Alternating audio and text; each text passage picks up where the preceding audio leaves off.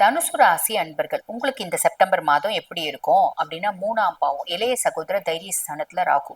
பொதுவா இளைய சகோதர தைரிய ஸ்தானத்துல ராகு இருக்கிறது நல்லதுதான். ஆனா தம்பிக்கும் தங்கச்சிக்கும் எனக்கும் ஒரு விதமான கருத்து வேறுபாடு, மனஸ்தாபம், சண்டை, பிரச்சனை இதெல்லாம் வருமேம்மா அப்படின்னா ஒரு விதத்துல அது உண்மைதான். ஆனா இப்ப நம்ம பெருசா கவலைப்படணும்ன்ற அவசியம் இல்லை. காரணம் என்ன அப்படின்னா, குருனோட பார்வை இருக்கு. குரு சண்டால யோகம் அப்படின்றது இருக்கு. அப்ப தைரியம், தன்னம்பிக்கை இந்த மாதிரி ராகுனால வரக்கூடிய பிளஸ் தான் நிறையவே தவிர மைனஸ் பெருசா நிறைய இல்லை அப்படின்னு சொல்லிக்கலாம். இது ஒரு பிளஸ். அதுக்கப்புறம் சனி அர்த்தாஷ்டம சனியா இருக்கார். அர்த்தாஷ்டம சனியா இருக்கவர் இப்ப வக்ரகதி அடைஞ்சிருக்காருமா. நவம்பர் மாதம் 27ஆம் தேதி வரைக்கும் வக்ரகதி அடைஞ்சிருப்பார். அதுக்கப்புறம் தான் அவர் வக்ர நிவர்த்தி அடைய போறாரு. அப்ப இப்ப சனி சிவனேன்னு படுத்து கிடக்காரு அப்படின்னு வச்சுக்கோங்களேன். அவர் பாட்டுன்னு ஒரு வேலையை செய்யறாரு, நம்ம பாட்டு நம்ம வேலையை செய்யலாம். சனியை பத்தி நம்ம எல்லளவும் கவலைப்படணும்ன்ற அவசியம் இல்லை இந்த மாசம். அது ஒரு பெரிய பிளஸ். அதுக்கப்புறம் 7ஆம் பாவம் களத்திர ஸ்தானத்துல குரு, உங்க ராசி அதிபன் களத்திர ஸ்தானத்துல இருக்கான். பொதுவா கலஸ்திர குரு என்ன பண்ணுவாரு, நீங்க தனுசு ராசி ஜென்னா இருக்கீங்க அப்படின்னா உங்களுக்கும் உங்க ஒய்ஃப்க்கும், நீங்க தனுசு ராசி லேடியா இருக்கீங்க அப்படின்னா உங்களுக்கும் உங்க ஹஸ்பண்ட்க்கும், உங்களுக்கும் உங்க பார்ட்னர்ஸ்க்கும் இருக்கக்கூடிய உறவை இப்படியே வச்சிருப்பார். இப்படி இருக்க உறவா இருந்தாலும் அதை எப்படி கொண்டு வந்து நிப்பாட்டுவாரு அப்படின்னு அர்த்தம். இது ஒரு பெரிய பிளஸ். அதுக்கப்புறம் 8ல சுக்கிரன், அஷ்டமத்து சுக்கிரன். ஐயோ, அஷ்டமத்து சுக்கிரன் ஆச்சே, உண்மைதான். பொதுவா அஷ்டமத்து சுக்கிரன் அப்படின் போது பெண்களால் பிரச்சனை, பெண்களால் கஷ்டம், லேடிஸ்க்கு கர்ப்பப்பை சார்ந்த பிரச்சனை, ஜென்ஸ்க்கு பாத்தீங்கன்னா பிறப்புறுப்பு சார்ந்த பிரச்சனை, இந்த மாதிரி பெண்களால் ஒரு அவமானம், அசிங்கம் இதெல்லாம் வரதுக்கு வாய்ப்பு உண்டுதான். ஆனா அஷ்டமத்து சுக்கிரன் போது காசு பணம் இதெல்லாம் கூட கெடுத்துருவாரேம்மா அப்படின்னு கேள்விப்பட்டேன். அது பெருசா கவலைப்படணும்ன்ற அவசியம் இல்லை.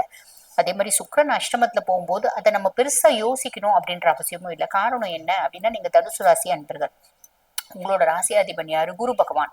உங்களுக்கு உங்க குரு பகவானுக்கு, அதாவது உங்களோட ராசியாதிபனுக்கு நட்பு கிரகமா பகை கிரகமா சுக்கிரன் அப்படின்னு கேட்டா பகை கிரகம் தான். கெட்டவன் கெட்டிடல் கெட்டிடும் ராஜயோகம் அப்படிம்பாங்க. அப்ப அவன் கெட்டு போனா உங்களுக்கு நல்லது தாங்க, பெருசா நம்ம கவலைப்படணும்ன்ற அவசியம் இல்லை. ஆனா பொம்பளைங்க விஷயத்துல கொஞ்சம் ஜாக்கிரதையா இருக்கணும். ஆண்களா இருந்தா பொம்பளைங்க விஷயத்துல ஜாக்கிரதையா இருக்கணும், பொம்பளையா இருந்தாலும் பொம்பளைங்க விஷயத்துல கொஞ்சம் ஜாக்கிரதையா இருங்க. தேவையில்லாம ஒண்ணு ரெண்டு விஷயத்த பக்கத்து வீட்டுக்கார பொம்பளை, எதிர் வீட்டுக்கார பொம்பளை, நாலாவது வீட்டுக்கார பொம்பளை பத்தி நீங்க சொல்ல போவ அவ ஊரெல்லாம் சொல்லிட்டு இந்த அக்கா தான் சொன்னா, இந்த அக்கா தான் சொன்னான்னு உங்க பேரை நான் அடிச்சிடுவோம். அதனால ரிஸ்க் வேண்டாம் அப்படின்னு சொல்லலாம்.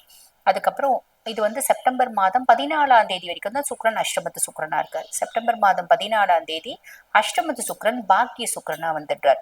பாக்கிய சுக்கிரனா வந்திருக்கவர் ஏதோ ஒரு விதத்துல உங்களுக்கு குட் லக், ஃபார்ச்சூன், பாக்கியம், அதிர்ஷ்டம், திடீர் தனப்பிராப்தி, வசதி, வாய்ப்பு, அது 10 பைசா அதிர்ஷ்டமானா இருக்கட்டும், இல்ல 10 கோடி ரூபாய் அதிர்ஷ்டமானா இருக்கட்டும், ஏதோ ஒரு விதத்துல அதிர்ஷ்டம் அப்படின்றத ஏற்படுத்துவார். கவலைப்பட வேண்டாம். அதுக்கும் மேல பாக்கியஸ்தானத்துல பாருங்க, உங்களுக்கு சூரியன், கேது, புதன் சேர்க்கை. என்னோட அதீத புத்திசாலித்தனத்தினாலையும், திறமையினாலும், கிரியேட்டிவிட்டினாலையும், ஆளுமையினாலையும், அதீத உழைப்புனாலையும் என்னோட பாக்கியத்தை நான் அதிகப்படுத்திக்கினேன். வெளிநாட்டுல வர்த்தகம் செய்யறதுக்கான ஆப்பர்ச்சுனிட்டியை நான் கிரியேட் பண்ணிட்டேன். ஃபாரின் டூர் போறேன், இப்படி ஏதோ ஒரு விதம் அந்நிய நாட்டு தேசத்தோட சம்பந்தப்பட்டு உங்களோட அதிர்ஷ்டம் அப்படின்றது அமையறதுக்கு வாய்ப்பு உண்டு. செப்டம்பர் மாதம் 15ஆம் தேதி புதன் பாக்கியஸ்தானத்துல மாறி 10ஆம் பாவம் தொழில் ஸ்தானத்துல வர்றாரு, கண்ணியில வர்றாரு, உச்சம் பெற்று உட்கார்றாரு.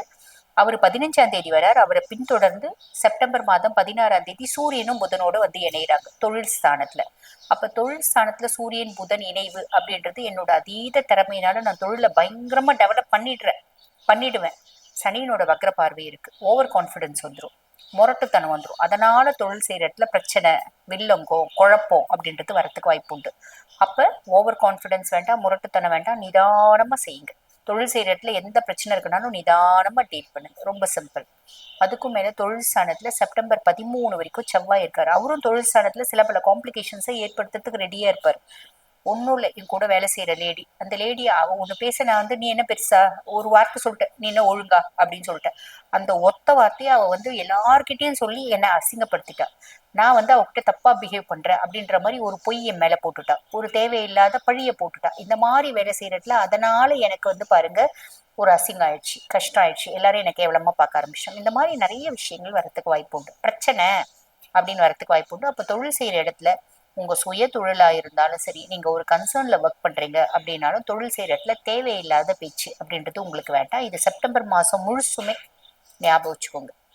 செப்டம்பர் மாசம் 13ஆம் தேதி தொழில் ஸ்தானத்துல இருக்க செவ்வாய் தொழிலை விருத்தி பண்ணிடுவான். அதுல எந்த காம்ப்ளிகேஷன்ஸும் கிடையாது. தொழில் ஸ்தானத்துல இருக்க தொழில் செவ்வாய் லாப செவ்வாயா வந்து உட்கார்றான்.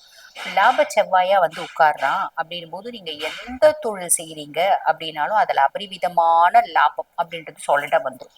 தொழிலுக்காக ஒரு இடத்த வாங்குறது, ஒரு ரெஜிஸ்ட்ரேஷன் பண்றது, இப்படி தொழில் நடத்துற இடத்த வந்து பாத்தீங்கன்னா எக்ஸ்பேண்ட் பண்றது, இப்படி நிறைய விஷயம் வரும். பட் பியாண்ட் தட் இந்த 11ஆம் பாவம் அப்படின்றது லாபஸ்தானம் மட்டும் இல்லைங்க, நம்மளோட மூத்த சகோதரர்களையும் குறிக்கக்கூடிய ஸ்தானம். அப்ப நம்ம அண்ணன் அக்கா இப்படி இருக்காங்கன்னா அவங்க கூட வந்து பாத்தீங்கன்னா தேவையில்லாத வாக்குவாதம் வேண்டாம், பிரச்சனை வேண்டாம்.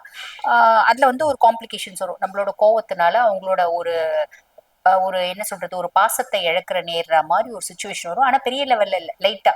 காரணம் என்ன அப்படின்னா குருனோட பார்வை இருக்கு, நேரடி பார்வை இருக்கு, குரு மங்கள யோகம் அப்படின்றது இருக்கு.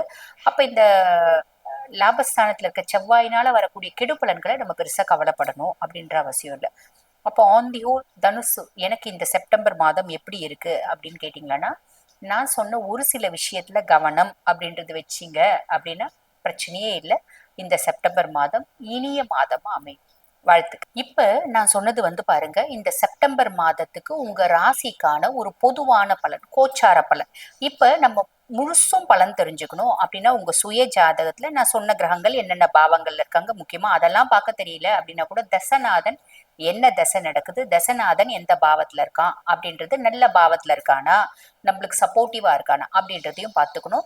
தசநாதன் சப்போர்ட்டிவா இருக்கான் அப்படின்னா இந்த விஷயம் எல்லாம் 100% நடக்கும். தசநாதன் பெருசா சப்போர்ட்டா இல்லை அப்படின்னா 50% நடக்கும். ரொம்ப சிம்பிள். இப்ப இந்த பதிவை பார்த்துட்டு இருக்கோங்க, ஆமாம்மா நீங்க சொன்னது கரெக்ட், நாங்க எங்களுக்கு பொருத்தி பார்க்கணும், பார்த்தோம், எங்களுக்கு தெரிஞ்சிருச்சு, அதுக்கும் மேல நாங்க எங்களோட சுய ஜாதகத்தை உங்ககிட்ட நான் அனலைஸ் பண்ணிக்கணும் அப்படின்னு விருப்பப்படுறோம் அப்படின்னா, நான் பேசிட்டு இருக்கும்போது எங்களோட வாட்ஸ்அப் நம்பர் டிஸ்பிளேல கொடுத்துருப்பாங்க.